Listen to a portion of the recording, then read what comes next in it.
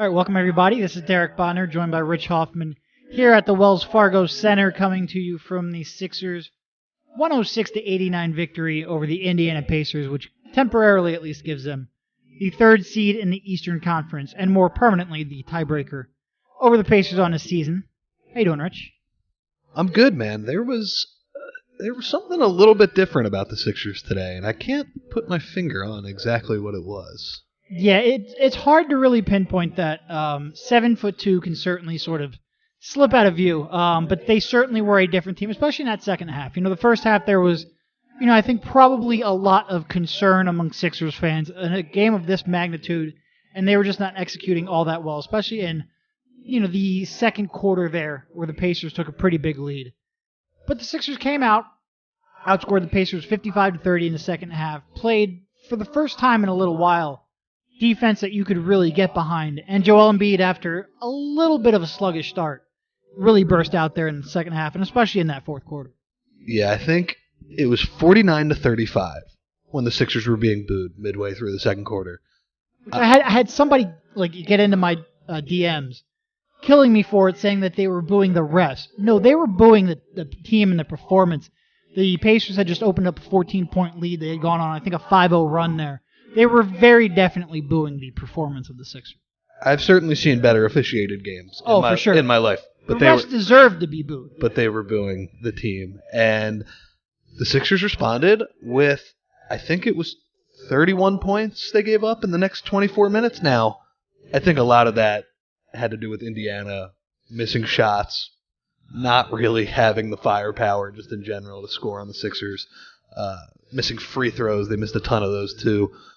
But that was some of the best defense we had kind of seen all year. And on a day when the Sixers didn't shoot that well, they win comfortably just because they locked down on defense in the second half. And I think the lesson here is that booing works. And yeah. Don't let people tell you it's counterproductive. Well, there's a very big portion of Philadelphia. Maybe not this generation. It seems like this generation, the younger generation, is a little more against booing. But there is certainly a big portion of Philadelphia that agrees with you there. Covington won all defense after getting booed the whole year. Come on, it works. I agree with you. As much as we talk about offense, the fact that this team, and of course I do zero prep for this, but I think they were 12th in defense, I think, on cleaning the glass coming into the game. Whatever. It was sort of down around that level. We talk about offense all the time. This team needs to be a top 5 defensive team if they want to get where they want to go. I mean, they were third in defense last year, and coming into the year, I think all of us generally were like, yeah, we don't see any reason why they shouldn't be up at that level again. Now, that was 3 teams ago, and the aforementioned Robert Covington, his absence, certainly hurts on that end of the floor. But, I mean, this team, there's no reason they shouldn't be at least close to a top 5 defense. And this game kind of felt like one of those wins last year where Sixers don't shoot it well really at all. It was a rock fight for a lot of the game, but they just played really good defense in the second half. Yeah, and every time I'm asked about that, whether it's talking about just general offensive productivity, whether it's Ben Simmons' role and his shooting and the impacts it has in the half court, especially late in the game, and there's truth to all of that, whether it's Jimmy Butler's role or Tobias Harris fitting in or J.J. Redick's slump, I always go back to, well, yeah, but you can't rely on their defense. And you're going to have nights like you had the other night against the Rockets where you shoot 3 for 26 from 3. Against the Bulls where a good defensive performance and you win that game against a bad team. And you just have not been able to count on this team having a good defensive performance night in and night out. You couldn't do it before Embiid went down. You certainly couldn't do it in the 8 games that he missed. And if they can establish any kind of a defensive identity heading in the playoffs, I think that's going to be a big win. And for as much as we're going to focus on offense and Ben Simmons and what do you do with him and how much does Jimmy get the ball and why isn't he shooting any threes anymore and can you get J.J. Redick going, all very valid concerns. They really do need to establish that defensive identity that they have lost and that they really should be better at. I don't know if they're going to be as good as last year's team. I think losing Robert Covington, I think he was underrated by some parts of this fan base and what he can bring to you as a team defender. Certainly, I think it's a step back when you talk about him to Jimmy Butler. But they should still be a good defensive team, and especially now that you can throw out lineups where you can put in credibly put in James Ennis or Mike Scott if the Sixers are trying to hold the lead late over J.J. Redick. You can limit T.J. McConnell's minutes a little bit, and maybe you have a couple backup options at the center, although I'm a little more dubious. Any of those will actually be plus defenders in the playoffs, and we'll get to that. But it was a good second half performance for sure. It was a positive sign to take.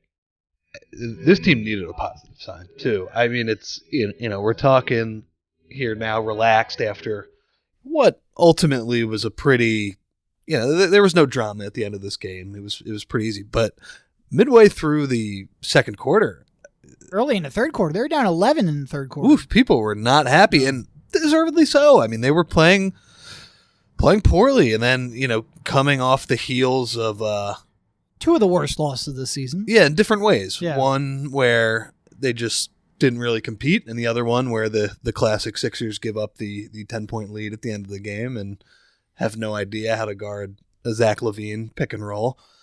Yeah, it was it's good for them to get this win, and I mean I do think we said this coming into this game. For their seeding purposes, I think this was the most important game on the schedule the rest of the year. To me, the second round, whether you play Milwaukee or Toronto, doesn't really matter to me. The only real nightmare scenario, because those are both going to be tough, is if you play Boston in the first round. And the way you avoid that is getting ahead of Indiana. Whether that means you're the 4 seed or the 3 seed, we'll see. Boston has risen from the dead and is playing really well now, up to their level. But I do think that's huge. I mean, now they're tied with Indiana, or tied with Indiana record-wise, with the tiebreaker. But they have the tiebreaker too. And this is important. And I mean, Indiana's schedule down the stretch is pretty hard. Yeah, no, it's absolutely brutal. The Sixers should, if they play well and if Joel Embiid stays healthy, I think they're going to end up certainly ahead of Indiana in the seedings. I think a lot of people expected that to happen a while ago when Oladipo went down. Pacers sort of played through their soft portion of the schedule. The Sixers played without Embiid, and I think that caused a lot of angst. I still do think the Sixers, from here on out, first of all, are the better team, like I said, if Embiid's healthy, and second of all, have the much easier schedule. So the Sixers have to pretty drastically underperform, or the Pacers just have to catch fire in order for that not to happen. Like you said, that is absolutely huge. I think I heard Spike bring this up, but the difference between losing to Boston in the first round and losing to Boston in the conference finals realistically isn't all that different. You still lost to the same team, the same matchup, the same coach. But psychologically, that's a huge deal. That's an enormous, enormous deal because you've taken away the opportunity for them to do anything else positive by playing other teams that you maybe have a better chance against. And I'm not saying the Sixers can't beat Boston in a series, but you would certainly prefer not to play them in the first round. So this was a giant win. Although, and I agree with what you just said, I am kind of thinking about it because the Eastern Conference playoffs this year, I think Zach Lowe's mentioned this a lot. It's going to have ramifications on free agency and how players feel about their respective situations. If the Sixers did play Boston in the first round, whoever lost that series, the team was getting broken up in some way or another. Yeah, it wouldn't be the same. Yeah. And that could be kind of the death blow for Boston losing Kyrie. It would be really interesting to see how either team would react, because it would certainly test their belief in their what they think they are building upon, but also how the fan bases would react. Every now and then, when the Celtics are struggling, I'll go over to Boston Celtics subreddit and I'll read their fans, and it's the exact same. It's Brad Stevens, his late game clock management, his lack of timeouts to stop a run, his rotations, all of that stuff they'll bring up, and it's like a mirror of exactly what the Sixers are doing. And for as much as Brad Stevens has accomplished, and I think Brad Stevens is a really good coach, one of the best 5 to 7 in this game. Definitely. They still haven't, they're a team that has championship aspirations too. And whenever you have this kind, and we'll get in this, they lost to the Bulls. They lost to the Bulls too. Not in a close game either. Whenever you have a team with these kind of expectations, and we'll get into this later in the week, we're going to do a Brett Brown focused pod since that's all anybody wants to talk about. But whenever you have those kinds of expectations, heat comes down, and it comes down strong. It comes down from ownership and Josh Harris and his comments. It comes from fans. And it is going to be interesting to see. There are so many teams with legitimate finals expectations or hopes. And only one of those, one of those 3 or 4 teams are going to actually be able to get there. Only one of those 4 teams can make it. It's going to be a hell of a playoffs. We've said that before. It's going to be a hell of a playoff. It's going to be 3 failures out of the 4, which is, when you put it that way, it's just like it's going to be hard. By the way, for the Sixers, it's great that they got back on track today. It's going to be really hard to make the finals, man. No, I mean, this is the Eastern Conference. If you look at all the teams' strengths of schedule, the East has a much easier strength of schedule every time because outside of the top 4, we'll include the Pacers, especially when they had Oladipo. We'll still include. They've been playing very well, even with that injury. But once you get past those top 5, there's just, the Nets are a nice story. They're not comparing to a top team in the West. The Pistons, does anybody really believe in the Pistons? It's just you get to really flawed teams very quickly. But the top of the East has, there are 4 teams. I think the best team in the league, Warriors, hot take. The second best team, I think, is the Rockets, especially with the way they're playing. Really? Especially with the way they're playing right now. And I think they're finding their stride. They're playing. They're playing well, but they're playing very well. I can't look past Milwaukee's what they're doing. But if you're asking me who I have more confidence in the playoffs, like if you're, let's frame it into this context. Who has a better chance of beating the Golden State Warriors in a playoff series? I'm taking the Rockets. Yeah, they do play that switching style, and my God, did they embarrass the Sixers the other night? And I think Milwaukee's a third. I think they're the best in the East. But my point was, I think the East might have 3 through 7 in that range. Like I think they have the next 3 through 6. I think they have the next 4 best teams. So it's very top heavy. It's teams that all have legitimate aspirations, and it is a great thing about the end of the stretch. So the Sixers have what, 15 games left? Yeah. 16? I can't do math. Mostly easy games. Like a lot of, Atlanta, Cleveland, Charlotte, those kind of games. Your relatively tough games are like the Kings at home. But you still have, 2 against Milwaukee. 1 against Boston. 1 against Boston. And those are the ones that you circle on your calendar. And they're the ones that you're really going to use as a measuring stick. Because for as much as they've struggled against these teams, they've only played what? They've only played Milwaukee once. Yeah, but since the Tobias Harris trade, they have played just Boston once, and that's it. Played like crap, lost, close game. Yeah. So you really want to see, because the Sixers have had some good wins. Like they don't yet have a above 500 record against 500 teams. I don't think. I'd have to double check. I haven't checked in a while. But they've had a bunch of quality wins. They haven't beaten these 2 teams. And that's going to really influence a lot of fans' confidence in this team going forward. They need to get on these same. They have a little bit of time in between now, and especially in that next Celtics game. They've got some time to sort of get up to speed, and we'll see what they do from here. Speaking of confidence, to just have the big man back is it's a different team. It's part of the reason when I'm watching them get their butts kicked in Houston, I'm just thinking, yeah, I'm not sure this really matters. I get it. I wish their bench depth was better. I wish Ben Simmons could attack one-on-one matchups better. I wish Jimmy Butler just wasn't so freaking frustrating with the shots he takes. It's amazing. I wish all that stuff, but you have to realize that the team's best player and one of the best 5 or 6 players in the league easily is not playing. Yeah. And this team's not going to have a shot without him. What'd you think of him today? I thought, he does the I'm back thing after that just absurd N1 finish off a Euro step. But it looked to me like a little rusty in the beginning, and then he got better as the game went on. No, he looked very rusty in the beginning. Settled for a couple of trail shots, which Brett kind of warned us before the game. He's like, you might see Joel jog into a couple trail threes there. He didn't think his conditioning was up to par. I think Joel said after the game they were talking about maybe 24 minutes is what they thought he could play, while still, sort of giving that good effort, and ended up playing 28. Could have played 30 too. He probably could have. He was certainly picking up steam towards the end.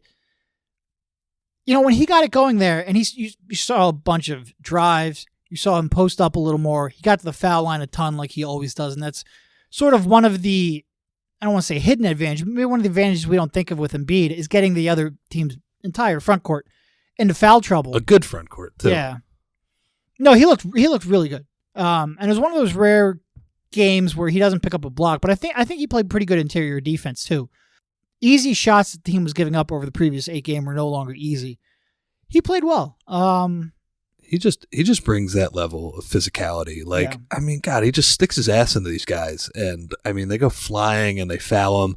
It was pretty great seeing him get teed up in the first first quarter. That was amazing. He didn't touch him. He didn't touch him. It was not a good call. I don't know if it was Ed Malloy, but I could see how it looked like he tripped him, but he didn't touch him. there was a guy sitting behind us who screamed at Ed Malloy, "You went to the same high school as Donaghy," which is factual.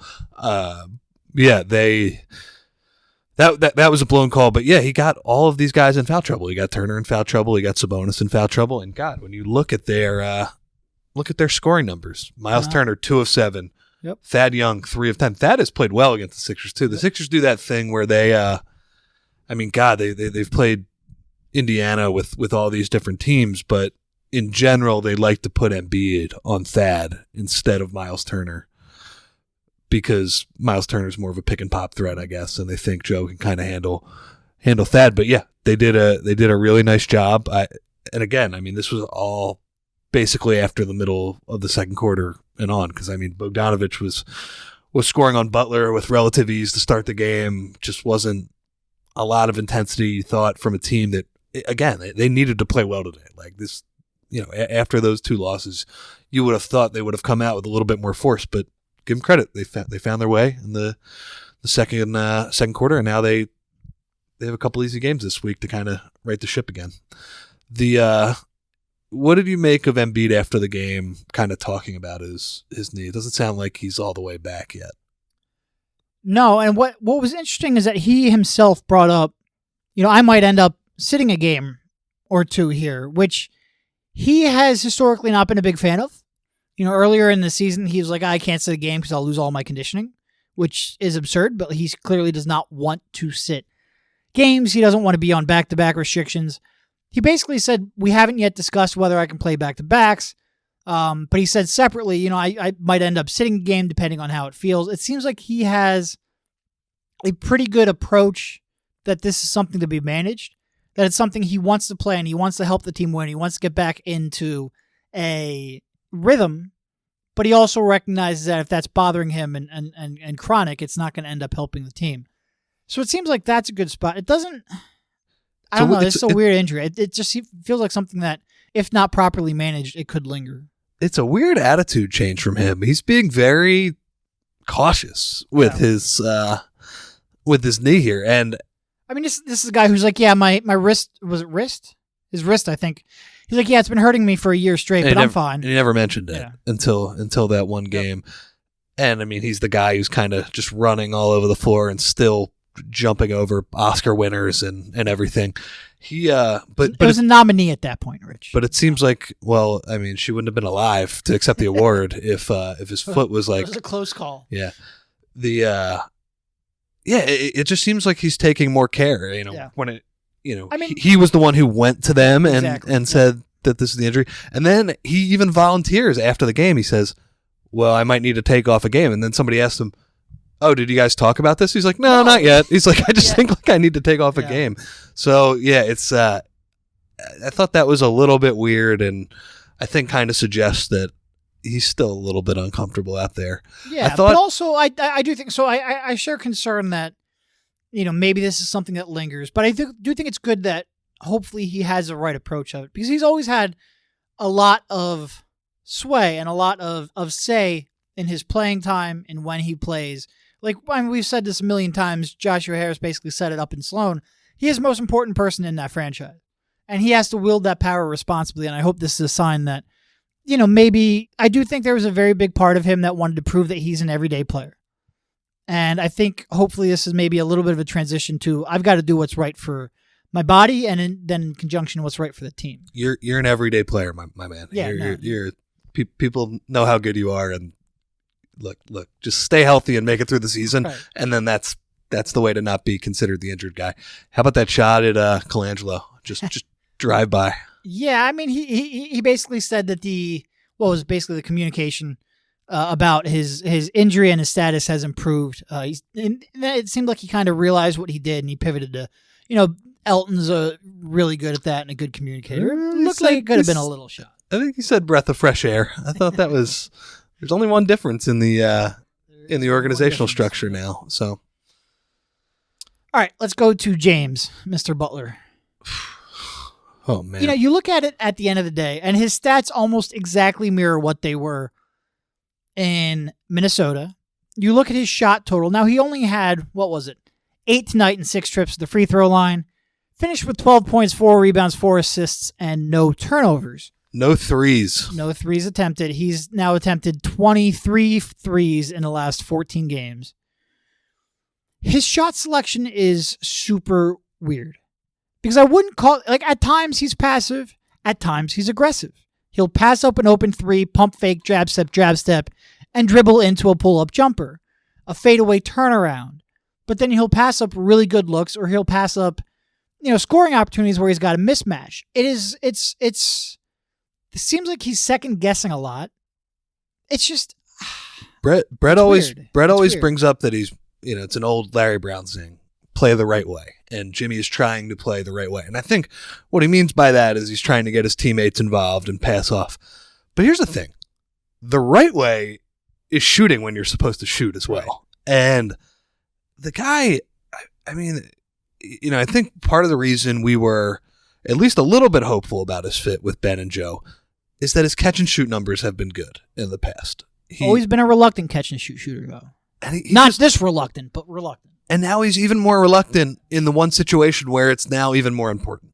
And I don't get it, man. Like, how many times, there was a play in the first quarter today. Somebody skipped the ball over to him in the weak side corner. Like, that's got to be a shot. You have to shoot that. And, of course, he drives in. I think it was like a turnover or something like that. But I'm fine with passing the ball when you're supposed to and trying to get your teammates involved. I just don't think he makes the right read nearly as much as I would hope. I think, whether it's passing up layups or, sometimes he takes bad shots. Sometimes he takes the contested ones. I just feel like at times he's making it a lot harder than it has to be. Yeah. And look, you need a guy who can take and make tough shots. Like, there are times when the offense is going to break down. You want that. I don't even care about the bad shots so much because he can get to the free throw line. He can make some of them. To be truth, I don't care. He's shooting like 17% from 3 over his last 14 games. I don't really care about that. I don't care about the misses. Like, I am very receptive to shooters struggling. Like, JJ Redick struggles. Yeah, that's going to happen. Robert Covington had historic struggles. That's going to happen. Teams will still respect a struggling shooter at the three-point line. You will still space Joel Embiid if you miss a shot. If you have a history of making it. And Jimmy Butler, while never a high-volume three-point shooter, the last 4.5 or so years, he's been a 36% three-point shooter at about 3.5 per game. That will stretch the floor. Missing shots isn't going to stop that. Not taking shots will. If you don't take shots, they will leave you open in the corner. They will double off of you. We have seen that happen. Now, he's not at a Markelle Fultz level. No. But you've got to let that rip, man. Like, I'm not, like, by and large, if Jimmy Butler wants to play a more passive, team-oriented game, that's great. But I need him defensively to give more than he has been. And I need him to take those open shots. And then I think he can be a hell of a fit, assuming he's happy with that and comfortable with that and all of that. But he needs to let it fly. And there's so many times where he's, like you said, he gets kick out past the corner. It's hard to generate an open corner 3. It's not an easy thing to do in the NBA. Opposing coaches work really hard to take that away. There's a real opportunity cost to letting that go unshot. That's the old Nate Duncan term, the record scratch, where you basically you stop the offense. And it's like you said, that. I mean, the whole point of it is to generate that corner 3. And then when you willingly give it up, you have to start all over again. It's frustrating, even though I will admit his numbers and his impact, I think a lot of them are right in line with his career averages. We might have to write something about this at some point. This is one of the stranger evaluations I've ever had to make. Yeah. No, and I mean, besides the guy who forgot how to shoot, that guy, that was a tough one. That will always be a tough one. And then defensively. Roasted in the first half. Like, just continually roasted. On ball, off ball. People are cutting off of him all day, and he just wasn't paying attention. He's a big gambler on defense, and that has bit them at times. And his on-ball defense has not been as good as you hoped. So he's still a playmaker. He'll still force steals. He'll still jump passing lanes. He'll still play center field and all that. But they need more from him defensively. And there are just so many times where it seems like he is not fully engaged, and you don't know whether that's he lost a step, which is concerning if you're talking about a free agent. You don't know whether he's not giving full effort, which is concerning because he's going to be a free agent, or whether he's saving himself a little bit for the playoffs, which, okay, I guess, but he better actually then be there and be that defensive force in the playoffs. His defense, and as much as his shooting will frustrate me, and I think they're putting him in a lot more shot creation. Like, they're giving him a lot more freedom to isolate, to run a pick and roll, to do the stuff that he's comfortable with. He gets a lot of pick and rolls in that unit at the beginning of the second quarter. Yeah. Where they need him to reward them with a little more consistent defensive effort. Yeah. It's he's a big gambler. And, when he gets the steal, it's great. I mean, he made a couple of awesome plays in that game against Orlando earlier this week. And that was a game where he was completely silent for 3.5 quarters, and then was just a monster down the stretch and completely bailed them out of a game that they looked like they had a really good chance of losing. Yeah, he's frustrating, man.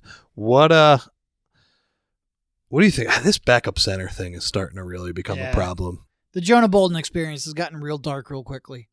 He didn't get any time he got in at the end, but he's behind Amir, I guess, right now in the rotation, which I love Amir. Wrote the story about him going to the G League. I actually thought that was cool. I know a lot of people made fun of me. If he is your backup center, it's a problem. Yeah, and look, I've Bolden at center intrigues me. The lack of options the Sixers have. I mean, I've been open. I don't think Boban is a realistic option in the playoffs. I think history has pretty much proven that. I think his recent play before he got injured had pretty much proven that. Obviously, Mike Scott you will use him in doses because you want to put as much shooting around Ben as you can, but he's not. I don't like that defense. No, and you suffer defensively, you suffer rebounding wise. He basically needs to be hitting threes. Short spurts, maybe a 5-minute run, not even a 4-minute run, 3-minute run, a half, maybe. You really need somebody who can rebound and move on the perimeter to complement Boban. And Bolden's the only one that physically can do that. And his lack of awareness defensively has been really evident here over the last couple of weeks. It's a real problem. I'm intrigued by him over the next couple of years, but I'm less intrigued by him this April and May for sure. We talked about Bolden a few weeks ago and how you were kind of surprised how poor his numbers were defensively. I'm not surprised anymore. The tape is kind of what we're seeing has kind of caught up to those numbers. And yeah, it's just, they kept trapping against Houston because, they're such a good pick and roll team. You've got to throw different looks at them. Every time they trapped, Bolden missed a backside rotation. Every time. It was on like clockwork. And we were talking about this too. In those situations, I don't think Butler and Simmons were necessarily doing the right thing either. But it's just look at the guy rolling to the rim, and it's he's going to dunk it if you don't rotate over. I don't care about your man in the corner anymore. Forget. And I think that would suggest that he's probably thinking a lot too much on defense. And yeah. And look, it is a rookie doing that isn't a big concern development-wise. When you start getting to your third year and you're still doing it like Rashawn, that's when it starts to become a huge concern. The problem is you don't really know which way that's going to unfold here until it actually happens. We're not around them in practice. We don't get to see their film session and what they're, really gathering, whether or not they're a sponge soaking things up or whether or not this is just going to never click. It's understandable for Jonah to be missing some rotations now. And by some rotations, I mean a lot of rotations. I can see why Brett doesn't have a whole lot of confidence. You hope that this isn't still, if in 2 years Amir Johnson is still beating out Jonah Bolden, we've got an issue. Amir shouldn't be on the team, but anyone in Amir's ilk. He probably won't be in the league in 2 years. But yeah, they're going to have to, they're really going to have to piece that thing together. I assume Boban's coming back pretty soon. I haven't heard too much about that. Yeah, and he was going through a workout today before the game and looked pretty mobile for Boban, but he looked close to what you would expect a Boban to be. I miss our friend Boban. He's so much fun. I think the last couple weeks haven't been as fun because I don't have a guy dunking without jumping anymore. Yeah. It's been tough.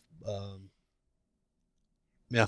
Anything else? I mean, James Ennis, he's looking better. The tournament. The tournament looks like it should be nearing its end. Yeah. He The played way I well. would Although I describe gotta say he stunk against Houston the other night He too. did. But He did. so did everybody else. So I guess The way I would describe this tournament is Jonathan Simmons or James Ennis looks like he's out of control some of the time. Jonathan Simmons looks like he's in control some of the time. And that's sort of like what you're deciding between. And theoretically, Jonathan Simmons can do more off the dribble. Theoretically, he can pass. The problem is when in actuality, a lot of those dribbles, a lot of those passes turn into bad results. So even though theoretically he has more skill in function, it's a negative because it hurts you more. Ennis seems like he plays within himself more frequently than Simmons does, which I think is a big, and also he's just a better spot up shooter, which is important. that's very important. And he has been impressive a couple of times over this past week. He's a very good leaper. He got a couple offensive rebounds today. Not a very good finisher given his athletic ability, but he can get up there. I told you during the game. I mean, I think I tweeted this a few weeks ago. I think the three guys they acquired, Scott, Ennis, and Scott's, he shot the ball well, not over the past couple of games, but he has shot the ball well. They might be the worst layup shooters in the league, the three of them combined. Ennis cannot. I think he'd have to double clutch in transition if he was wide open shooting a layup. But I think just in general, Jonathan Simmons takes more off the table than James Ennis, and It seems like that's going to be the ninth man in your rotation. Yeah, when you're getting in the playoffs, those negative plays, especially on a team that has a lot of high risk, high reward built into them, you can't have a role player making negative plays like that. So yeah, I thought he made some good hustle plays today. And again, it was like the rest of the Sixers didn't really shoot it that well, but just made enough deflections, made some offensive rebounds, did a nice job against these guys. All right, so we have Cavs here on Tuesday, and then the Kings here on Friday. Revenge game against the Cavs. Revenge game before going out to Milwaukee for the next enormous game, and then we have Boston here next week. This is really the stretch. They have one more against Milwaukee, but this is really the stretch that we're going to look back on and say, did they turn their season around? This is going to be vital for that third seed because they could run off a few games here at the end. When you start looking at, last 6 games, you've got Dallas, Atlanta, Chicago, Miami, and Chicago again in there. Like, you should be able to run stuff off at the end of the season. Dirk's going to get 40 minutes in that Dallas game. Yeah, which will be fantastic. It's going to be like his 4th or 5th last game of his career, which sometimes it's painful to watch Dirk play still. I would say all the time. Yeah, it's painful to watch him. But it'll be a good. He's been one of my favorite players for a long time. I think that we'll have some pods between now and then. But this next week and a half is enormous, and this is a good start to that stretch. That Milwaukee, Charlotte, Boston stretch is big. From there, it should be smooth sailing the rest of the way. It's big for the team's confidence. This is going to be vital for that third seed because they could run off a few games here at the end. When you start looking at, last 6 games, you've got Dallas, Atlanta, Chicago, Miami, and Chicago again in there. Like, you should be able to run stuff off at the end of the season. Dirk's going to get 40 minutes in that Dallas game. Yeah, which will be fantastic. It's going to be like his 4th or 5th last game of his career, which sometimes it's painful to watch Dirk play still. I would say all the time. Yeah, it's painful to watch him. But it'll be a good. He's been one of my favorite players for a long time. I think that we'll have some pods between now and then. But